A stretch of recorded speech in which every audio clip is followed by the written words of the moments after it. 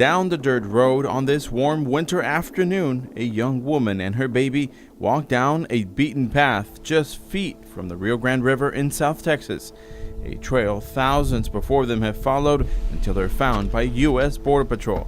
Hola, buenas. This is the face of the ongoing influx of Central Americans to the U.S.-Mexico border, another set of undocumented immigrants to be added to an already saturated immigration system. It starts with an emotional plea. After all, many live through weeks of uncertainty in the hands of smugglers. This Guatemalan woman is shaken up.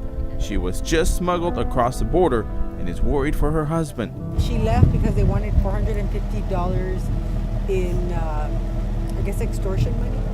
After a brief checkup, they are loaded into a van and taken to a detention center for processing. It's the daily grind, from dawn to dusk and through the night. Every morning, a Homeland Security bus makes its routine stop at the McAllen bus station, dropping off dozens of immigrant families. Buenos días.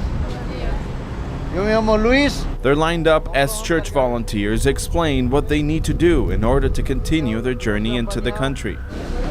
What we do is try and ensure that the person that is going to be released, that they have a bus ticket or some sort of travel arrangements to further their travels into the U.S., because we certainly don't want to just drop somebody off at a bus station or an airport.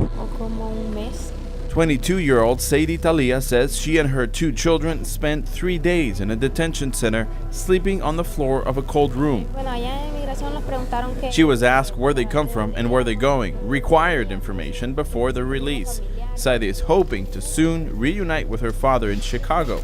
She says he paid smugglers $11,000 to get her into the U.S.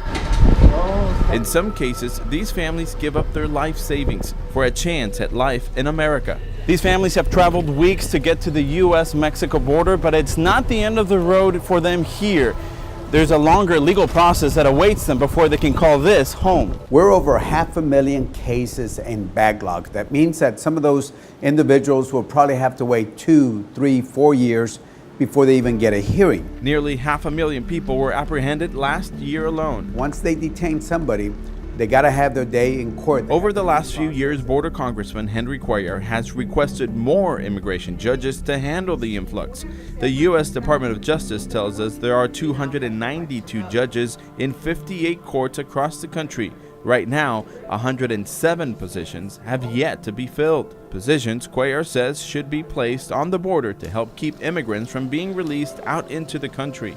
People that a border wall, he says, won't be able to keep out. But then somebody's going to come through a bridge, whether it's a Cuban or somebody else, and claim a legal relief, asylum, refugee, credible fear. So a wall is not going to stop them because they're not, they're going to come in and make that claim. Even after making that claim, only a fraction are actually granted asylum.